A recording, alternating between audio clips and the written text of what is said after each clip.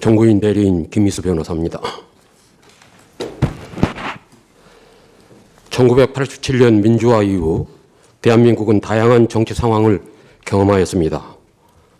과거 권위주의 정부에서는 가능하지 않았던 정권 교체도 이뤄냈습니다. 정당들의 지지가 여당에서 야당으로, 다시 야당에서 여당으로 교체되었습니다. 여당이 된 정당은 국정을 책임졌고 야당이 된 정당은 정부를 견제함으로 균형을 이루고자 하였습니다. 물론 교체된 정권의 여정이 순탄하지만은 않았으므로 물리적 충돌과 극단적 대립으로 국회가 공전하는 경우도 여러 차례 있었습니다. 또한 민주화 이후 우리는 7명의 대통령을 경험한 바 있습니다. 공정하고 민주적인 대통령도 있었지만 권위적이고 독단적인 이도 있었고 사리사욕을 꾀한 이도 있었습니다. 우리가 겪은 시대적인 상황도 다양했습니다. 국가 경제가 파탄 직전까지 가기도 했고 국민의 생명과 건강이 위협받는 위험한 상황도 있었습니다. 또한 북한과의 전쟁이 촉발될 수 있는 안보상 위태로운 상황을 겪기도 하였습니다. 하지만 분명하게 말씀드릴 수 있는 것은 민주화 이후 어느 대통령도 아무리 어려운 상황에 있었을지라도 자신의 약점을 돌파하기 위해 비상계엄을 선포하지는 않았습니다. 그것은 대통령이 비상계엄의 권력을 사용하는 순간 헌정체제는 중단되고 민주공화국은 붕괴되는 것이라는 사실을 알고 있었기 때문입니다. 영원히 성공하는 것이 불가능할 뿐만 아니라 성공하더라도 오히려 더 큰 문제, 즉 더 큰 권력의 탐욕으로 이어지고 역사적 죄악으로 끌려 들어가는 통로라는 것을 잘 알고 있었기 때문입니다. 피청구인이 저지른 비상계엄 선포는 어떤 대통령도 꿈꾸지 않았던 바로 그 금단의 행위, 최악의 헌정 파괴 행위입니다. 한 걸음 더 나아가 피청구인은 비상계엄에 대한 유일한 통제장치인 국회의 계엄 해제 요구를 무력화하기 위해 국회를 봉쇄하고 침범하였습니다. 또한 어떠한 근거도 없는 부정선거 의혹을 주장하며 병력을 동원하여 헌법기관인 중앙선거관리위원회를 침입하였습니다. 대통령은 국민으로부터 직접 신임을 부여받은 국정의 최고 책임자이며 최고의 권력기관입니다. 그렇게 그에게는 가장 위험한 권력인 군 통수권과 계엄 선포권이 부여되어 있습니다. 동시에 가장 중요한 과업인 헌법 수호 책무가 부여되어 있습니다. 만일 그가 자신에게 부여된 권력을 헌법에 대한 적극적인 공격에 사용한다면 헌정 질서는 크게 훼손되거나 파괴됩니다. 이것은 단순히 법치주의 원칙의 위반에 그치는 것이 아니라 민주주의 공동체 자체를 붕괴시키는 재앙이며 민주공화국에 대한 자해 행위입니다. 피청구인의 헌법 위반 행위들은 민주주의와 법치주의 기본 원칙에 대한 적극적인 헌정 파괴 행위였습니다. 그럼에도 피청구인의 태도는 어떻습니까? 반성과 뉘우침이 없습니다. 거짓말과 헛소리, 궤변, 그리고 헌법에 반하는 주장을 늘어놓고 있습니다. 정당한 영장 집행에 저항하였고 극렬 지지자들을 선동하여 오히려 공권력에 대항하게 하고 있습니다. 이처럼 피청구인은 몇 년 전 그가 받았던 국민의 신임을 더할 수 없는 방법으로 배신하고 있습니다. 그래도 다행스러운 것은 대다수 우리 국민들에게 민주주의와 헌법의식이 몸과 마음에 배어 있다는 것입니다. 피청구인의 유연적인 12.3 비상계엄이 실패할 수밖에 없었던 것도 바로 시민들의 이러한 살아있는 민주의식 덕분입니다. 우리들은 이 자리를 빌려 감사드리고자 합니다. 비상계엄을 무산시켜야 한다. 계엄 해제 요구를 결의하는 국회를 방어해야 한다는 일념으로 한밤중에 뛰어나온 용감한 시민들에게 감사드립니다. 그리고 국민들에게 무력을 행사할 수 없다고 판단해서 상관의 명령에 소극적으로 저항한 지휘관과 장병들에게도 감사드립니다. 당신들이 있었기에 우리들의 일상을 유지할 수 있었으며 우리와 가족들의 생명과 자유를 지킬 수 있었습니다. 덕분에 우리는 알게 되었습니다. 우리들이 만들어낸 민주주의는 무모하고 무도한 대통령 한 사람이 뒤집을 수 있는 대상이 아니라는 것을, 그리고 대한민국에서 민주주의와 헌법 그리고 자유와 기본권은 단지 법이나 제도가 아니라 국민 모두가 내면화한 가치이며 양심이 되었다는 것을 말입니다. 피청구인을 지지하는 세력들은 헌법을 부정하고 민주주의와 법치주의를 조롱하고 있습니다. 법원과 헌법재판소 파괴를 선동하고 있습니다. 이 파괴를 선동하는 세력들이 인터넷과 광장을 어지럽히고 있습니다. 시끄러운 굉음으로 공동체의 신뢰와 가치를 혼란에 빠뜨리고 있습니다. 비상계엄 선포로 대한민국 공동체가 입은 상처는 깊고 위중합니다. 공고화된 민주국가 시민으로서의 자긍심에 큰 손상을 입었습니다.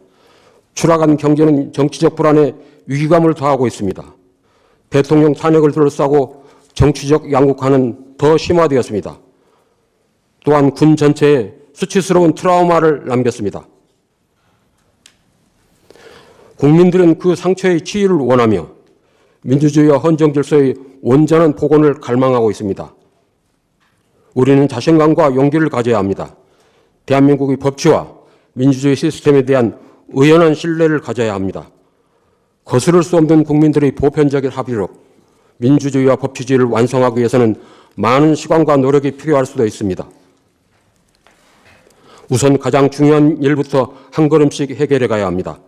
그 첫 번째 과제는 바로 이 사건 탄핵 심판에서 공정하고 정의로운 결정이 내려지는 것입니다. 바로 대통령에 대한 파면 결정입니다. 만에 하나 헌법재판소가 피청군에 대한 탄핵 심판 청구를 기각하여 피청군이 대통령의 직무에 복귀하게 된다면 이는 더 큰 재앙을 불러오는 것으로 우리 공동체와 구성원 모두를 위험에 빠뜨리는 행위가 될 것입니다. 피청구인의 무모한 헌정 파괴 행위로부터 헌법을 수호하기 위해 헌법과 법치주의의 준엄함을 분명하게 보여줘야 합니다. 다시는 이러한 일이 재발되지 않도록 피청군에게 엄중한 책임을 물어야 합니다. 그러므로 피청군 윤석열 대통령에 대한 파면 결정은 신속하게 내려져야 합니다. 청구인 대리인 황영민 변호사입니다. 지금부터 탄핵소추 대리인단의 주장을 정리하여 말씀드리겠습니다. 탄핵소추 사유의 유형별 쟁점 5개 중 첫 번째 비상계엄 선포 행위의 위헌성 쟁점에 대해서는 지난 6차 변론기일에서 그리고 앞서 드렸던 제출 서면에서 이 사건 비상계엄 선포 행위가 헌법 제77조와 계엄법에서 정한 실체적 절차적 요건을 전혀 갖추지 못하였다는 점에 대해서 상세히 말씀드린 바가 있습니다. 오늘 변론기일에서는 나머지 4개 유형별 쟁점과 헌법 위반의 중대성 등에 대한 주장을 요약하여 말씀드리겠습니다. 먼저 제가 국회 침탈 및 무력화 시도의 위법성 쟁점에 관한 주장을 요약하여 말씀드리겠습니다. 목차는 다음과 같습니다. 비상계엄 선포 당시 국회 침탈 행위에 대한 개요입니다. 피청구인은 비상계엄 선포 후 국회 군병력과 경찰 합계 약 2,466명을 투입하여 국회의원들의 출입을 통제하였고 군병력을 국회의사당 본관에 침입시켰습니다. 또한 국회의장 등 주요 정치인에 대한 체포 구금을 지시하였습니다. 이는 단기적으로는 국회 비상계엄 해제 요구 결의를 막고 장기적으로는 국회의 일체 정치활동을 금지할 의도였습니다. 그럼에도 피청구인은 군대와 경찰을 통한 국회 침탈 행위에 대해 질서유지 목적이었다라고 강변하고 있습니다. 그러나 피청구인이 여전히 국회 외곽이 아닌 국회 경내 및 본관에 병력을 투입한 행위의 위헌성을 전혀 인식하지 못하고 있고 아무런 합리적인 이유도 설명하지 못하고 있습니다. 또한 홍장호 국정원 1차장, 여인영 방첩사령관, 조지호 경찰청장의 진술에도 불구하고 국회의장 그리고 여야 정당 대표 등에 대한 체포 구금 계획 자체를 부인하고 있습니다. 먼저 국회의 기능 무력화를 위해 국회 군대를 침입시킨 행위의 위헌 위법성 부분입니다. 첫째, 헌법 제77조 제3항 위반입니다. 헌법 제77조 제3항은 비상계엄 선포 시 정부나 법원의 권한에 관하여만 특별한 조치가 가능하다라고 규정하고 있습니다. 이에 따라 계엄법 제7조 1항도 계엄사령관은 행정사무 그리고 사법사무만 관할하도록 규정하고 있습니다. 즉 1987년 6월 민주항쟁 후에 현행 헌법은 대통령의 국회 해상권을 삭제하였고 비상계엄 선포 시에도 국회 권한 제한과 침해 조치는 어떠한 경우에도 절대 불가하다는 내용을 명시하였습니다. 결국 피청구인의 군대 투입 행위는 헌법 제77조 제3항을 위반하여 국회 권한을 침해한 위헌적 행위입니다. 둘째, 헌법 제77조 제5항 위반입니다. 헌법 제77조 제5항은 국회 제적의원 과반수가 계엄 해제를 요구할 경우 대통령은 계엄을 해제하여야 한다는 의무를 규정하고 있습니다. 비상계엄은 국민의 기본권을 필연적으로 심각하게 제약하므로 국민의 의사를 대표하는 국회에 국민의 기본권 회복과 헌정질서 파괴 위험을 통제할 권한을 일임한 것입니다. 즉 국회 계엄 해제 요구권은 대통령의 비상계엄 선포권 행사에 대한 유일한 외부적 통제 수단입니다. 그러나 피청구인은 군 병력과 경찰력으로 국회의원 소집을 물리적으로 봉쇄하고 국회 본관을 침입하였으며 국회의원을 강제로 끌어내려고 하였습니다. 이는 헌법 제77조 제5항을 위반하여 국회 계엄 해제 요구권을 침해한 위헌적 행위입니다.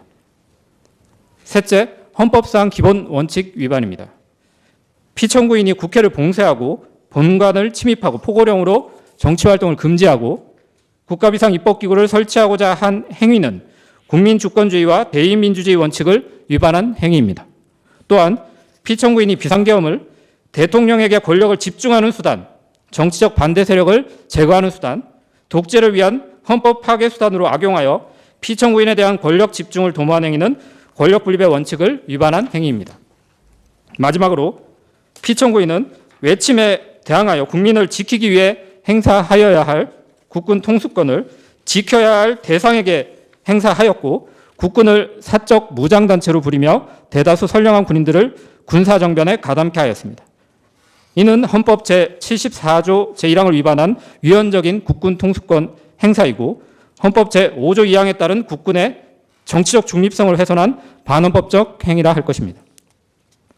다음으로 국회 봉쇄 행위 등에 대한 피청구인의 주장에 대한 반박 부분입니다. 먼저 군대와 경찰 투입이 질서 유지 목적이었다는 주장에 대해 살펴보겠습니다. 피청구인은 국회 계엄군을 투입한 것은 발생할지 모르는 소란과 안전사고를 대비한 질서 유지 목적이었다고 주장합니다. 그러나 무엇보다 피청구인은 국회에 대한 계엄군 투입으로 국회 장악을 시도하였습니다.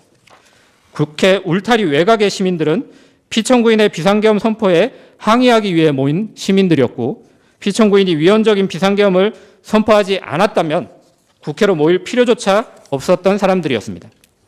설령 안전사고의 위험이 있었더라도 국회 외곽에서 경찰력으로 안전사고에 대한 통제가 충분히 가능했습니다. 반면 국회 병력을 투입한 시점에 국회는 본연의 기능인 계엄 해제 요구 의결 절차를 준비 중이었을 뿐 본관 내에 어떠한 혼란도 없었습니다. 결국 국회 경내와 본관에 군병력이 질서 유지 목적으로 투입될 어떠한 이유도 공포탄과 테이저건 사용을 검토할 이유도 전혀 없었습니다. 또한 국회 경내와 본관에 대한 군대 투입은 질서 유지에 대한 국회의 자율권을 침해하는 행위였습니다. 헌법 제64조는 국회 자율권을 보장하고 있고 국회법에 따라 국회 질서 유지는 국회의장의 권한입니다. 그러나 계엄군은 국회의장의 허가도 받지 않고 국회 경내와 본관에 침입하였고 본회의장 침입까지 시도하였습니다. 이는 헌법과 국회법이 보장한 국회 자율권 중 질서 유지권을 침해한 위헌 위법 행위였습니다. 또한 의원의 회의장 출입을 방해하지 못하도록 규정한 국회법을 위반한 행위였습니다. 결국 피청구인의 주장은 계엄이 선포되면 대통령이 국회 임의로 군대를 침입시키는 행위도 가능하다는 주장에 불과합니다. 그러나 권력분립 원칙에 따른 견제와 균형의 작동과 독립성 보장을 위해 해당 헌법기관의 물리적 공간을 보호하는 것은 매우 중요합니다. 예컨대 비상계엄 선포시라도 헌법재판소의 요청 또는 허락 없이 헌법재판소 경내에 군병력의 진입은 불가한 것입니다. 헌법기관인 국회 역시 마찬가지입니다. 특히 국회는 대통령의 비상계엄 선포권 행사의 유일한 외부적 통제기관입니다. 이에 비상계엄 선포 시 국회의 자율성, 독립성을 보호하는 것은 평상시보다 더욱 중요하고 국회의 요청과 협력 없이 군병력을 국회에 투입하는 행위는 절대 있어서는 안 되는 반헌법적 행위입니다. 다음으로 계엄 해제 요구 의결을 막기 위하여 국회를 봉쇄한 것이 아니다라는 피청구인의 주장에 대해 살펴보겠습니다. 피청구인은 국회에 계엄군을 투입한 것은 국회 계엄 해제 요구 의결을 막기 위한 목적은 아니었다라고 주장합니다. 그러나 피청구인의 주장은 다음과 같은 이유로 전혀 근거가 없습니다. 첫째, 비상계엄 선포 직후 경찰은 국회 외곽을 봉쇄하고 국회의원의 출입을 막았으며 피청구인은 포고령에 따라 국회의원을 체포할 것을 지시하였습니다. 계엄 선포 3시간 전 피청구인은 경찰청장, 서울경찰청장과 안가에서 해동하여 경찰력 투입을 지시하였습니다. 비상계엄 선포 직후 국회 주변에 경찰 배치가 시작되었고 22시 48분경부터 국회의원을 포함한 모든 출입자의 국회 출입이 전면 통제되었습니다. 이후 짧은 시간 일시적으로 출입이 허용되었으나 피청구인의 지시로 계엄사령관이 경찰청장에게 포고령에 따른 국회 출입 차단을 요구하였고 23시 37분경부터 다시 국회 출입이 전면 통제되었습니다. 아울러 경찰 기동대도 증원되었습니다. 또한 피청구인은 23시부터 다음날 1시 3분경 사이 경찰청장에게 수차례 연락하여 국회의원들 다 포고령 위반이야 체포해라고 지시하였습니다.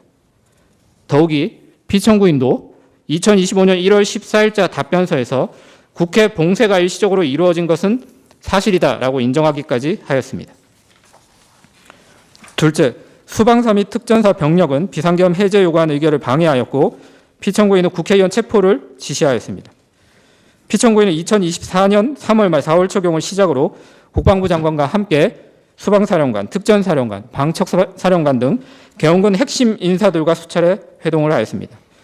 피청구인은 이 사건 비상계엄 당시 2024년 12월 4일 00시 20분경 특전사령관에게 직접 전화하여 아직 의결 정족수가 채워지지 않은 것 같다. 빨리 국회 문을 부수고 들어가서 안에 있는 인원들을 밖으로 끄집어내라 라고 지시한 사실이 이 법정에서 밝혀졌습니다. 또한 피청구인은 같은 날 00시 30분경부터 1시경 사이에 수방사령관에게도 직접 전화하여 본회의장으로 가서 4명이 1명씩 들쳐업고 나오라고 해라고 지시하였고 이 같은 지시에도 국회 본회의장에 모인 국회의원의 수가 계엄 해제 요구한 의결 정족수에 가까워지자 재차 전화하여 문 부수고 들어가서 끌어내 총을 쏴서라도 문을 부수고 들어가서 끌어내라 라고 지시한 사실이 확인되었습니다. 셋째, 국회 비상계엄 해제 요구한 가결 이후에도 피청구인은 지체 없이 비상계엄을 해제하지 아니하고 합참으로 가서 대책을 강구하였습니다. 피청구인은 헌법 제77조 제5항 및 계엄법 제11조 제1항에 따라 지체 없이 신속하게 계엄을 해제해야 할 법적 의무가 있습니다. 그러나 피청구인은 국회 계엄 해제 요구 의결 이후에도 수방사령관에게 전화하여 해제됐다 하더라도 내가 2번, 3번 계엄령 선포하면 되는 거니까 계속 진행해 라고 지시하였고 01시 16분경부터 47분경까지 합참 지하에 위치한 결심지원실에 머무르며 대책을 강구하였습니다. 피청구인과 계엄을 모의한 국방부 장관도 02시 13분경 특전사령관에게 연락하여 선관위의 병력을 재차 투입할 수 있는지 확인하기까지 하였습니다. 넷째, 피청구인은 비상계엄 선포 당일 국회에 계엄 해제 요구한 의결 상황 자체를 상정하지 않았습니다. 피청구인은 2025년 1월 14일자 법정에 제출한 답변서에서 안건 상정 등 절차 때문에 국회의 다수당인 민주당이 계엄을 해제하려 해도 며칠 걸릴 것으로 예상하였다라고 기재하였습니다. 국방부 장관에 대한 증인신문에서 김용현은 비상계엄이 2, 3일은 갈 것이라고 생각했다라는 취지로 진술하였고 피청구인 본인도 비상계엄이 하루는 유지될 것이라고 생각했다라고 밝혔습니다. 결국 피청구인은 적어도 이 사건 비상계엄 선포 당일에 계엄 해제 요구안이 의결되는 상황 자체를 상정하지 않았고 이를 막기 위해 경찰과 군대를 동원하여 국회를 봉쇄하려고 하였던 것입니다. 다음으로 피청구인은 의회 민주주의와 권력 분립 원칙 자체를 파괴하려고 시도했습니다. 포고령 제1항은 국회와 지방의회, 정당의 활동과 정치적 결사, 집회, 시위 등 일체의 정치 활동을 금한다라 규정하였습니다. 이는 국회 활동의 정당성 여부를 피청구인이 임의로 판단하여 원천적으로 금지하겠다는 독재적 발상이었습니다. 또한 피청구인은 기획재정부 장관에게 지시 문건을 주고 국회 관련 자금 완전 차단, 국가비상 입법기구 관련 예산 편성을 지시하였습니다. 이는 국회를 해산하고 새로운 입법기구를 창설하려는 반헌법적 행위였습니다. 마지막으로 국회의장 등에 대한 체포지시 행위의 위헌 위법성 위반 부분을 말씀드리겠습니다. 먼저 헌법 제44조 1항은 국회의원의 불체포 특권을 규정하고 있습니다. 또한 계엄법 제13조는 계엄 선포 중인 경우 국회의원은 회기 중이 아니더라도 현행 범인인 경우를 제외하고는 어떠한 경우에도 체포 또는 구금되지 아니하도록 규정하고 있습니다. 즉 헌법에서 정한 일반적인 불체포 특권보다 더욱 강화된 특권을 계엄법에서 인정하고 있습니다. 이와 같은 규정의 취지는 계엄을 지속하기 위한 목적으로 국회의 기능을 마비시키려 하는 어떠한 의도도 원천 배제하기 위한 헌법적 결단이라고 할 것입니다. 그러나 피청구인은 주요 정치인에 대한 체포를 지시하였고 이는 국회의원의 불체포 특권을 침해하는 행위일 뿐 아니라 체포 대상인 국회의장, 여야 정당 대표 등은 국회 계엄 해제 요구 의결 절차에 관련된 핵심적 인사들임을 고려할 때 국회 계엄 해제 요구 의결을 막을 의도였음이 분명하다 할 것입니다. 한편 피청구인은 해당 명단자들에 대한 체포 관련 지시는 단순히 요인들에 대한 동정을 살피라는 지시였다는 취지로 주장하고 있습니다.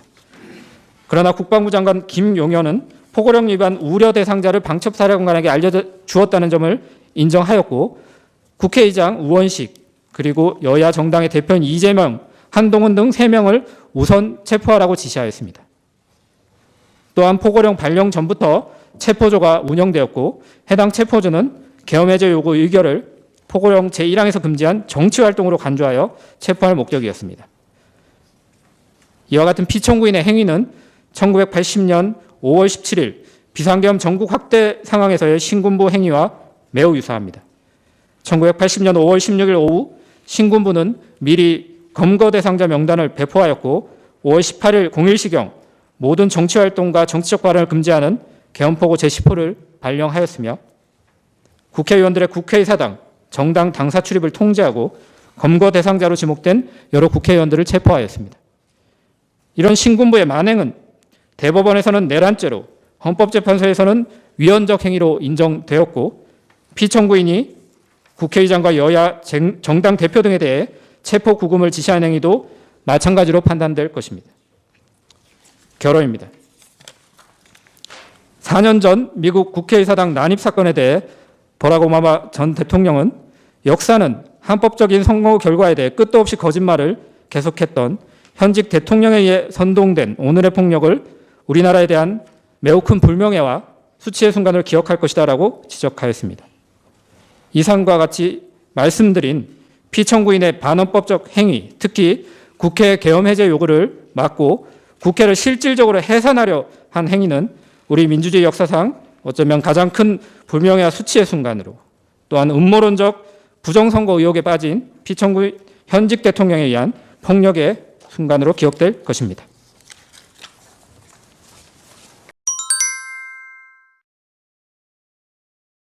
청구인 대리인 전영호 변호사입니다. 중앙선관위 침탈 등 나머지 쟁점에 대해서 말씀드리겠습니다. 목차는 다음과 같습니다. 먼저 피청구인의 중앙선관위 침탈 행위의 위헌성에 대해 말씀드리겠습니다. 피청구인은 비상계엄 선포 직후 정보사령부대원 10명을 중앙선관위 과천청사에 진입시켰고 그 이후 경찰 115명을 동원하여 청사를 봉쇄하고 특전사 138명을 추가로 진입시켰습니다. 선관위에 침입한 계엄군은 당직자 등의 휴대전화를 압수하고 당직실에 가두는 등 행동을 통제하였고 전산실을 장악하여 서버를 압수수색하였습니다.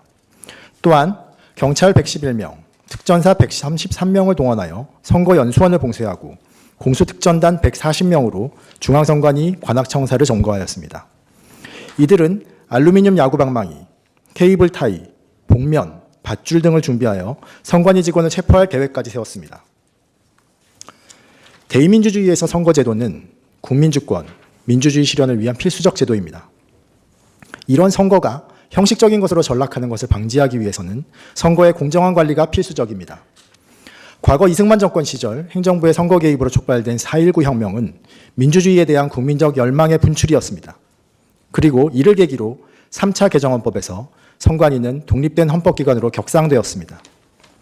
많은 나라에서 선거관리기구는 법률상 기관입니다.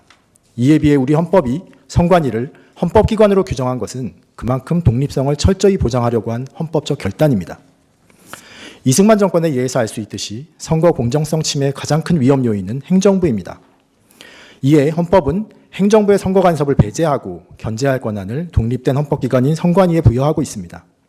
즉 선관위는 헌법기관 간 기능적 권력 통제 장치이기도 합니다. 이처럼 선관위는 실질적 민주주의 실현을 위한 기관이자 기능적 권력 통제 장치로서의 이중적 의미를 가지는 독립된 헌법기관이므로 그 독립성은 법률로도 배제할 수 없습니다. 그런 기능을 임의로 정지시키는 것은 국민주권주의, 대의민주주의, 권력분립의 원칙에 위반되는 것입니다. 그럼에도 불구하고 피청구인은 병력으로 선관위를 장악하고 그 기능을 마비시켰습니다. 이는 독립된 선거관리 기능을 침해한 것을 넘어 대의민주주의 실현을 위한 선거제도 자체를 침해한 행위입니다. 또한 헌법기관의 독립성, 자율성을 보장하기 위해서 그 기관의 물리적 공간을 보호하는 것은 가장 기초이자 필수입니다. 물리적 영역의 독립성이 보장되지 않는 이상 그 기관의 기능적 독립성도 담보될 수 없습니다. 대통령이 보낸 계엄군이 감시하는 상황을 상상해 보면 이런 감시 상황에서 대통령의 선거 관여 행위를 감시 단속한다는 것은 불가능한 일입니다. 즉, 선관위의 물리적 영역 안에 계엄군이 침입했다는 것 자체로 선관위의 독립성과 공정성은 이미 침해된 것입니다. 나아가 헌법 제77조 3항은 계엄 시 특별한 조치를 할 수 있는 대상으로 행정사무와 사법사무만을 명시하고 있습니다. 그런데 헌법재판소는 이미 우리 헌법은 공정한 선거관리를 위하여 선거관리 사무를 일반 행정사무로부터 분리해서 독립된 사무로 규정하였다라고 선언한 바 있습니다. 따라서 계엄하에서도 선관위의 선거관리 사무에 대한 압수수색 등 특별한 조치를 하는 것은 헌법 77조 3항에 위반되는 행위입니다. 선관위에 대한 압수수색은 영장주의 원칙에도 위반됩니다. 비상계엄 시 영장주의에 대해 특별한 조치를 할 수 있기는 하나 이 조치는 계엄사령관이 공고한 범위에 한정됩니다. 그런데 이번에 선관위에 대한 압수수색은 계엄사령관에 의한 포고령이 공고되기도 전에 이루어졌습니다. 따라서 압수수색을 하려면 원칙으로 돌아가 영장을 받아 진행했어야 합니다. 또한 압수수색의 대상은 선거인 명부, 선거관리 시스템 등 비밀로 유지되는 핵심 정보였습니다.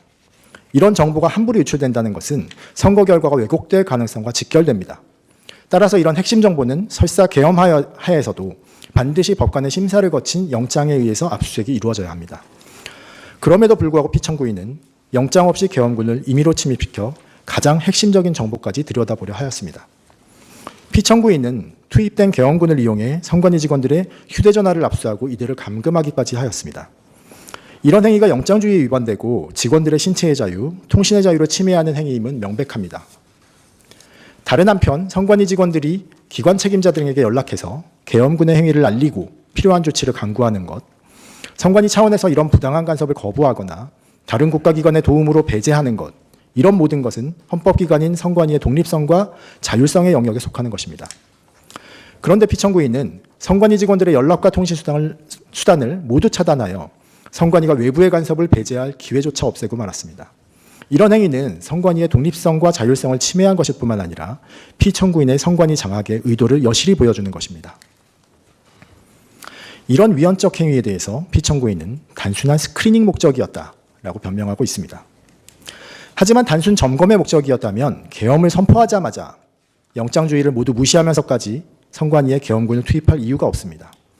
경찰, 검찰을 동원해 수사를 하고 법원의 재판을 통해 의혹을 밝히면 될 일이고 2023년에 실시한 것처럼 국정원을 통해 시스템을 점검하면 될 일입니다. 피청구인의 진정한 목적은 이 사건 비상계엄을 함께 계획하고 실행했던 김용현의 진술을 통해 확인할 수 있습니다. 김용현은 지난 증인신문에서 이렇게 진술했습니다. 피청구인이 부정선거에 대한 증거가 너무 많다는 말을 했다. 공식적으로 부정선거를 말할 수 없어서 의혹을 해소하려면 실체 확인이 필요하다. 이를 보면 선관위 침탈의 첫 번째 목적은 부정선거에 대한 피청구인 개인의 의혹을 해소하려는 것이었습니다. 하지만 개인적 의혹을 밝혀보겠다고 계엄을 선포하고 병력까지 동원해서 헌법기관인 선관위를 침탈하는 행위는 어떤 이유에서도 정당화될 수 없습니다. 또한 김용현은 여인영에게 조만간 계엄을 하는 것으로 대통령이 결정하실 거다. 부정선거의 증거를 밝혀내면 국민들도 찬성할 것이다. 계엄령을 발령해서 국회를 확보하고 선관위의 전산자료를 확보해서 부정선거의 증거를 찾아야 한다라고도 말한 바 있습니다. 이를 보면 선관위 침탈은 요건을 전혀 충족시키지 못한 이 사건 비상계엄의 명분 확보 목적도 있었던 것으로 보입니다. 하지만 계엄을 먼저 선포하고 그 명분은 나중에 확보하겠다는 말 자체로 이 사건 비상계엄이 명분 없는 위헌적인 사실이 확인될 뿐입니다. 더 나아가 피청구인 등에게는 비상계엄의 명분 확보가 중요했기 때문에 부정선거 증거를 찾지 못할 경우 허위 증거를 만들어내었을 가능성도 배제할 수 없습니다. 특히 야구방망이까지 동원한 선관위 직원들의 체포 구금 계획을 감안하면 허위의 진술 증거까지 만들 계획이었던 것으로 보입니다. 이처럼 계엄군을 동원해서 선관위를 침탈하고 압수수색한 행위는 선관위의 독립성과 자율성을 침해하고 선거제도의 공정성을 해하려 한 위헌적 행위입니다. 다음으로는 포고령 제1호의 위헌성에 대해서 말씀드리겠습니다. 포고령 1항은 국회, 지방의회 등 일체의 정치활동을 금지하고 있습니다. 이는 국민과 정당의 정치활동의 자유를 본질적으로 침해하는 것이고 입법활동을 비롯한 정치활동을 그 개념적 기초로 하는 국회의 기능을 정지시키려고 한 것이며 지방자치제도의 근본을 회수하는 내용입니다. 2항은 가짜뉴스, 여론조작 등을 금지하고 3항은 모든 언론 출판을 계엄사 통제 하에 두겠다는 것입니다. 이는 계엄사가 우리 헌법상 허용되지 않는 검열을 하겠다는 것이며 언론 출판의 자유를 전면적으로 박탈하겠다는 것입니다. 4항은 파업 등 근로자의 집회행위를 금지하는 것으로 단체행동권 등 근로 3권을 박탈하는 내용이고 5항은 의료인의 현장 복귀를 강요하는 것으로 직업의 자유를 침해하는 내용입니다. 그런데 포고령의 내용은 단지 국민의 기본권을 침해하는 데 그치지 않습니다. 1항은 국회의 정치활동을 금지해서 국회의 비상계엄 통제 권한을 무력화하겠다는 것이었고 국민의 정치활동을 일체 금지해서 계엄에 반대하는 저항권을 박탈하려는 의도입니다. 2항과 3항은 모든 언론 출판을 계엄사가 통제해서 비상계엄 및 피청구인에게 반대하는 의사표현을 원천 차단하겠다는 목적입니다. 4항은 조직적으로 저항이 가능한 노조활동을 차단하겠다는 것이며 5항은 피청구인의 의료정책에 반대하는 의료인을 적으로 규정하고 말을 듣지 않으면 처단하겠다고 하는 것입니다. 결국 포고령은 피청구인에게 반대하는 국민을 적으로 규정하겠다는 것이며 위헌 위법한 이 사건 비상계엄에 대한 반대를 군대를 이용해 억누르고 국회의 비상계엄 해제 요구를 의결을 막아서 비상계엄을 장기간 유지하겠다는 독재적 발상이 담겨 있습니다. 피청구인은 포고령이 상위법규에도 위배되고 내용도 구체적이지 않아서 집행 가능성이 없었다고 주장하고 있습니다. 하지만 비상계엄을 함께 계획한 김용현은 포고령이 당연히 효력이 있고 집행을 하려고 했다고 진술했습니다. 그리고 김용현은 실제로 박주민, 이재명 의원 등을 포고령 위반으로 고발하기도 했습니다. 피청구인 역시 경찰청장 조지호에게 6번이나 전화를 해서 국회에 들어가려는 국회의원들은 포고령 위반인이 전부 체포하라고 지시를 했습니다. 그리고 조지호 역시 포고령이 발령되자 포고령에 근거해서 국회의원들의 국회 출입을 금지했습니다. 실제로 포고령은 집행된 것입니다. 이처럼 포고령 제1호는 국민의 기본권을 심각하게 침해하는 것이고 계엄에 대한 반대를 막아 독재를 하려는 위헌적 발상에서 발령되어 실제 집행에까지 이르렀습니다. 다음으로 전현직 법관들에 대한 체포 지시의 위헌성에 대해 말씀드리겠습니다. 사법관의 독립은 공정한 재판권 행사의 전제로서 법치주의 실현을 위한 것입니다. 특히 법관의 신분 보장은 사법관의 독립을 보장하기 위한 필수 요소입니다. 만일 법관이 자신이 선고한 판결을 이유로 처벌을 받게 된다면 법관의 양심에 따른 판결은 기대할 수 없습니다. 이 사건 비상계엄을 선포하면서 피청구인은 체포명단을 작성하고 요인들 체포를 시도하였는데 그 명단 중에는 김명수 전 대법원장, 권순일 전 대법관, 그리고 김동연 판사가 포함되어 있었습니다. 이 3명의 전현직 법관들은 모두 이재명 민주당 대표 관련 사건에서 무죄를 선고했던 법관들이었습니다. 이를 보면 피청구인은 자신의 정치적 경쟁자를 제거하는 데 방해가 되었던 법관들을 체포하려 하였던 것이고, 즉 사적인 복수를 계획했던 것으로 보입니다. 법관들이 법적 지식과 양심에 따라서 객관적으로 선고한 판결을 받아들이지 않고 체포 구금하려 한 것은 그 자체로 재판의 독립을 해친 것이고, 만약 실제로 체포 구금되었다면 이를 본 모든 법관들은 판결을 내림에 있어서 정권의 눈치를 보게 되었을 것입니다. 그리고 이것은 결국 사법권의 독립마저 해하는 행위입니다. 현행헌법은 쿠데타와 계엄을 통해 권력을 잡은 독재 군정을 종식시키고 민주주의의 열망 속에서 탄생했습니다. 그런데 피청구인은 지난 40여 년간 우리 국민이 쌓아온 민주적 기본 질서에 다시 군대의 총칼을 들이대었고, 그것이 이번 사건의 본질입니다.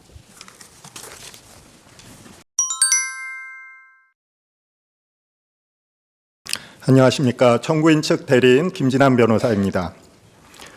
헌법 및 법 위반 행위의 중대성에 관하여 살펴보겠습니다. 목차입니다. 서론, 대통령의 권력과 그 위헌성, 대통령에 대한 탄핵 및 헌법과 법률 위반의 중대성, 다음으로 피청구인의 법 위반 사유가 과연 중대한 것인가, 마지막으로 피청구인은 국민의 신임을 배신하였는가, 차례차례 목차에 따라 살펴보겠습니다. 서론입니다. 국가 권력은 한 국가의 영토 내에서는 전 권한성과 무제한성을 가지고 있습니다. 이것은 절대 반지를 닮은 권력입니다. 무제한적인 권력이기에 자의성과 폭력성이 나타날 수밖에 없습니다. 이러한 무제한적인 권력자로부터 국민들이 주권을 회복하였습니다. 그리고 민주주의 헌법을 제정하였습니다. 민주주의 헌법의 가장 큰 목적은 권력을 통제하고 자유를 보장하는 것이었습니다. 사람들은 대의민주주의 원칙을 세웠습니다. 이것으로 권력을 통제하고 자유를 보장할 수 있을 것이라 믿었습니다. 이 원칙은 선거를 통해서 대표를 선출하고 그 대표가 권력을 행사하며 그 대표가 임기를 마쳤을 때는 다시 선거를 통해서 그를 심판하는 그러한 원칙이었습니다. 그런데 이 민주주의가 과연 스스로의 체제와 국민의 자유를 지킬 수 있는 충분한 장치일까요? 민주주의는 위태롭습니다. 그 장치는 충분하지 않습니다. 세계적으로 민주주의 체제는 수없이 많이 붕괴되었습니다. 가장 큰 원인은 군부의 무력에 의한 쿠데타였으며 민주적 절차로 당선된 피청구인과 같은 권력자에 의해서도 민주주의는 붕괴되었습니다. 민주주의 권력이 스스로 민주주의를 해체하는 이유는 자신만의 독점적인 절대 권력을 만들기 위해서였습니다. 사람들은 민주주의의 힘만으로는 민주주의를 지키기에 부족하다는 것을 깨달았습니다. 그래서 법치주의와 권력 분립 원칙으로 보완하였습니다. 법치주의란 최고 권력을 포함한 모든 권력들이 자신의 권력 행사에서 헌법과 법을 따라야 한다는 원칙이며, 권력 분립 원칙이란 국가 권력을 여러 기관에게 나누고 그 기관들이 서로 견제하고 균형을 이루도록 하는 원칙입니다. 이 두 가지 원칙이 보완되었기에 우리들의 자유 그리고 권력의 통제는 이루어질 수 있었던 것입니다. 두 번째 큰 목차, 대통령의 권력과 그 위험성에 관해서 보겠습니다. 대통령은 국정 최고 책임자로서 최고의 권력자입니다. 대통령에게 권력을 부여한 것은 국민들입니다. 직접 선거를 통해서 민주적 정당성을 부여받았기에 최고의 민주적 정당성을 갖고 있는 대통령은 그 민주적 정당성의 크기에 따라서 최고의 권력, 가장 큰 권력을 부여받았습니다. 대통령의 권력은 권력 분립 원칙에 따라서 나누어진 여러 권력 중에서 가장 큰 권력입니다. 우리 헌법상 대통령의 권력에 관해서 한번 살펴보겠습니다.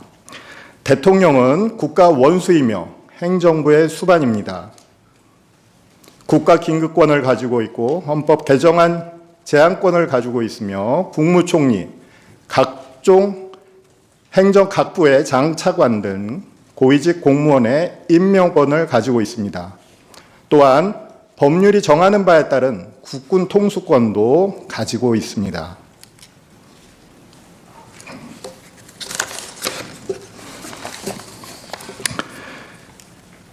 대통령은 최고의 민주적 정당성을 갖는 가장 큰 1인 권력 소유자입니다. 그래서 통제가 쉽지 않습니다. 위험한 권력입니다. 하지만 그 위험성 때문에 가장 통제해야 할 필요성이 큰 권력입니다. 대통령의 권력을 통제하는 것은 권력을 나누어 갖고 있는 여러 국가기관들입니다. 국회, 법원, 헌법재판소, 선거관리위원회 등 이들 다른 국가기관들이 권력 분립의 원칙에 따라서 대통령의 권력을 통제하고 있습니다. 또한 대통령의 권력을 통제하는 것은 법치주의 원칙입니다. 대통령은 오로지 자신에게 허용된 권한만을 행사해야 하고 헌법과 법을 준수해야 합니다. 헌법과 법률에 정해져 있는 권한 행사의 절차와 요건을 준수해야 하는 것입니다. 이러한 최고의 권력을 갖고 있는 대통령이 만약 그 권력을 헌법을 파괴하는 데 사용할 경우 과연 우리의 헌법은 스스로를 보호할 수단을 갖고 있을까요? 최고 권력자인 대통령은 비상계엄 선포권, 국군 통수권 등 민주주의 자체를 붕괴시킬 수 있는 법적 힘, 물리적 힘을 보유하고 있습니다. 이때 헌법은 스스로를 보호할 수단을 많이 갖고 있지는 못합니다. 거의 유일한 수단이 탄핵 심판 제도라고 할 것입니다. 탄핵 심판 제도는 가장 큰 민주적 정당성을 갖고 있는 가장 최고의 권력자도 헌법과 법률을 준수하지 않을 때 그 직위에서 파면된다고 하는 그러한 제도입니다. 이것은 누구도 법 위에 있지 않다는 법치주의 원칙을 구현하는 제도이며 여러 기관의 판단이 결합된 결정으로 내려질 때는 최고 권력을 통제할 수 있다는 권력 분립 원칙에 따른 통제 제도입니다. 세 번째 항목으로 대통령에 대한 탄핵 및 헌법과 법률 위반의 중대성에 관해서 보겠습니다. 대통령에 대한 탄핵, 즉 파면 결정은 여러 가지 헌정 질서의 부정적 효과를 나타내는 게 사실입니다. 첫 번째로 대통령은 국민이 선거를 통해서 민주적 정당성을 부여한 기관입니다. 이 대통령을 파면한다면 민주주의 원칙과 충돌하는 문제가 발생합니다. 또한 대통령은 국정 최고 책임자로서 대통령이 파면되었을 경우에는 직무수행의 단절 그리고 국정 공백에 문제가 발생할 수 있습니다. 또한 대통령의 지지 세력과 반대 세력 간의 의견 대립으로 인해서 국민 통합의 문제가 발생하고 정치적 혼란도 발생할 수 있습니다.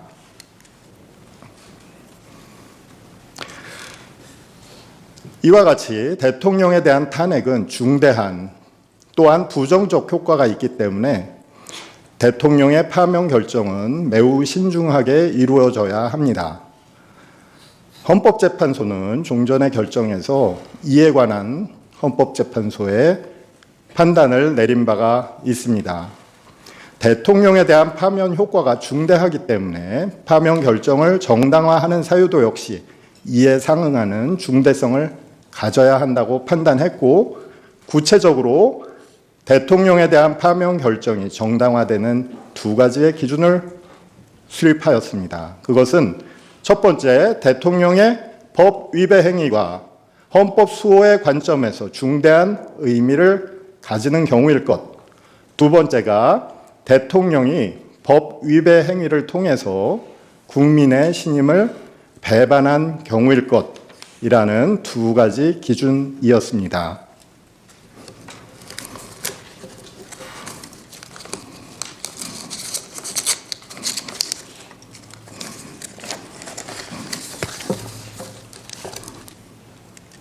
자, 피청구인의 법 위반 사유가 과연 그와 같은 탄핵 기준에 따라 탄핵될 충분한 사유인가에 관해서 살펴보겠습니다. 우선 첫 번째 기준입니다. 피청구인의 법 위반 사유가 중대한 것인가? 앞서 발표에서 여러 법 위반 행위에 관한 상세한 내용을 이미 살펴보았기 때문에 이곳에서는 가장 심각한 법 위반 행위 두 가지만 살펴보겠습니다. 첫 번째가 비상계엄 선포 행위와 국회 침입 행위입니다. 헌법상 요건과 절차에 맞지 않는 비상계엄 선포는 그 자체로 헌법의 명문 규정에 위반하는 권한 행사입니다. 계엄 선포는 가장 위험한 국가 긴급권입니다. 국가 비상사태라는 상황에 맞지 않는 비상계엄 선포는 독재 정치이며 군정 통치의 선언입니다. 이와 같은 상황에 맞지 않는 비상계엄 선포만으로도 파면을 정당화시킬 수 있는 중대한 위헌 행위라고 할 것입니다. 다음으로 국회 침탈 행위입니다. 피청구인은 군 병력으로 하여금 국민의 대의기관인 국회에 침입하도록 하였습니다. 비상계엄 해제 요구 결의 중인 국회에 군 병력을 보내서 물리력으로 회의를 방해하고 무산시키려 시도했습니다. 더 나아가서 피청구인은 국회를 대체할 비상입법기구를 설립할 계획까지 세웠습니다. 이와 같은 행위들은 더 중대한 헌법 위반 행위를 상상하기 어려울 만큼 전면적인 헌법 위반 행위입니다. 이것은 전형적인 민주주의 선출 권력에 의한 민주주의 해체 시도라고 할 것입니다. 다음으로 자유민주적 기본질서 원칙 위반에 관해서 살펴보겠습니다. 피청구인은 헌법으로부터 부여받은 권한을 행사하는 야당과 국회를 종북 반국가 세력, 범죄 집단이라고 규정하며 계엄을 선포하고 병력을 보내서 국회에 침입하도록 했습니다. 정치적 반대 세력에 대한 억압과 제거를 목적으로 한 행위, 이것은 자유민주적 기본질서 원칙을 근본적으로 침해하는 행위입니다. 피청구인은 스스로 자유민주적 기본질서를 지키기 위해서 비상계엄을 선포했다고 선언했습니다. 하지만 자신이 선포한 비상계엄을 통해서 자유민주적 기본질서를 파괴한 것입니다.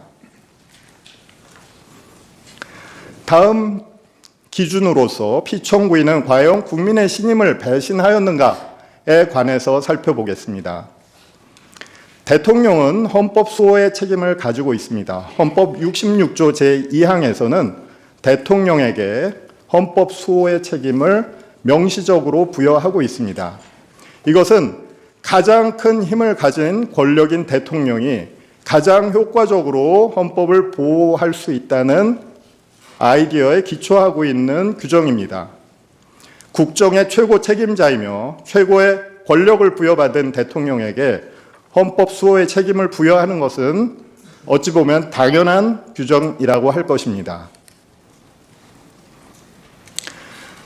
그런데 만약 이와 같은 헌법 수호 책임을 부여받은 대통령이 그 책임을 이행하지 않는다면, 그리고 이행하지 않는 것을 넘어서 중대한 헌법 위반 행위까지 나아간다면 그것은 자신에게 부여된 신뢰에 대한, 국민들의 신뢰에 대한 중대한 배신 행위라고 할 것입니다. 대통령이 헌법 수호의 책임을 거역하는 것은 그 결과가 중대합니다. 대통령은 가장 큰 권력이기에 그의 헌정질서 위반 행위에 대해서 헌법의 방어수단이 작동하기 어렵기 때문입니다.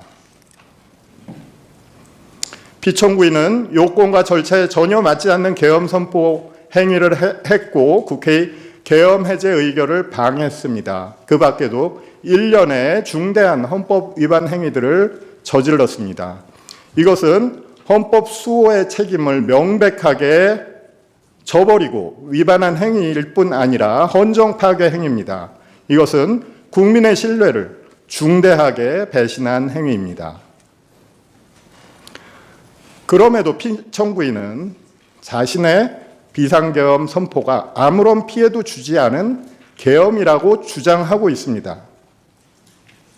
피청구인의 비상계엄 선포 행위는 민주공화정의 계속성과 안정성에 심각한 위해를 끼친 헌정질서 파괴 행위였습니다. 피청구인의 아무런 피해도 주지 않은 계엄 주장은 헌법의 수호 의지를 전혀 찾아볼 수 없는 주장으로서 자신을 선출한 국민의 신뢰를 정면으로 배신하는 행위입니다. 피청구인은 반헌법적 주장과 위험성을 가지고 있습니다. 피청구인은 헌법을 준수하고 수호하겠다는 약속을 하고 취임했습니다. 그럼에도 불구하고 그 약속을 저버리고 반헌법적인 주장을 하고 있습니다. 피청구인은 자신에 대한 정치적 반대 세력을 반국가 세력이라고 비난하면서 비상계엄을 선포했으며 그 이후에도 지금까지 계속 반헌법적인 주장을 펼치고 있습니다. 예를 들어보겠습니다. 2025년 1월 1일 지지자들에게 보낸 편지에서 나라 안팎의 주권 침탈 세력과 반국가 세력의 준동으로 지금 대한민국이 위험합니다. 저는 여러분과 함께 이 나라를 지키기 위해 끝까지 싸울 것입니다. 라고 발표했습니다. 또한 같은 달 15일 체포 직후 국민께 드리는 글에서 우리나라 선거에서 부정선거의 증거는 너무나 많습니다. 선관위의 엉터리 시스템도 다 드러났습니다.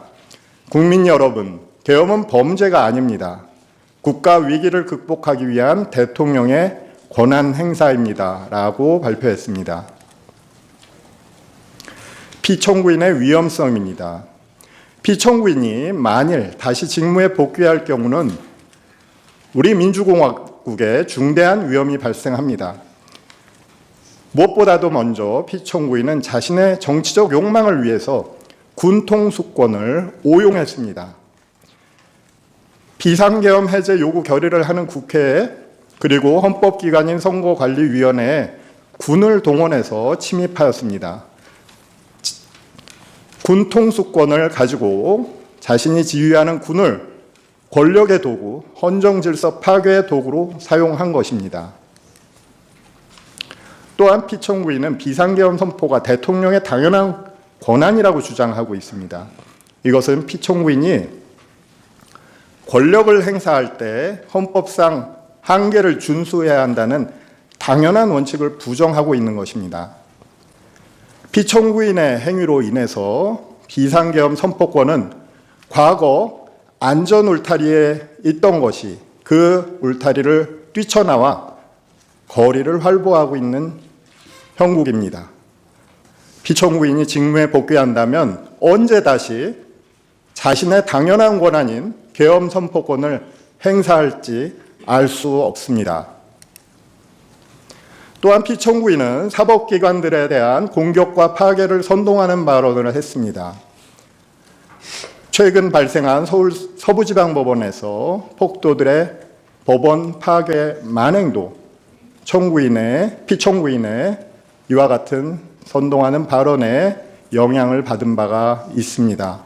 피청구인이 다시 직무에 복귀하게 된다면 자신의 권력을 동원해서 다른 국가기관, 다른 헌법기관을 공격할 가능성을 배제할 수 없습니다. 이처럼 피청구인의 반헌법적인 사고, 반헌법적인 주장, 그리고 반헌법적인 행위들은 국민 신임에 대한 배신 행위라고 하지 않을 수 없습니다. 피청구인에 대한 이 사건 탄핵 심판 청구가 기각되는 경우 피청구인은 국정 최고 책임자로서 자신의 권력을 회복할 것이고, 그렇게 되면 그의 위험한 독재 권력의 최후의 제한 장치가 해체되는 순간이 될 것입니다. 우리의 민주주의는 붕괴 위험에 처하게 될 것입니다. 장래 권력자에 대한 헌법 보호 필요 차원에서도 우리는 피청구인의 신뢰 배신 행위, 중대한 헌법 위반 행위를 찾아볼 수 있습니다. 만일 피청구인과 같은 극단적 위헌 행위를 관용한다면 미래 독재자들은 자신의 독재 행위를 응원받고 또한 조장받을 것입니다. 따라서 미래 헌법 수호의 관점에서도 피청구인의 행위는 중대한 헌법 위반 행위며 국민의 신뢰에 대한 배신 행위인 것입니다. 결론입니다. 피청구인의 행위는 중대한 헌법 위반 행위이며 국민이 자신에게 부여한 신뢰를 배신하는 행위입니다. 피청구인의 헌법 위반 행위는 단지 몇 개의 헌법 규정을 위반한 행위가 아닙니다. 그것은 절대 권력을 만들어내기 위한 행위였고 민주주의 체제 자체를 해체시키려고 한 행위였습니다. 피청구인은 민주주의, 법치주의, 헌정수호, 국민의 자유와 안전 등 모든 헌법 수호의 관점에서 파면되어야 함이 마땅합니다.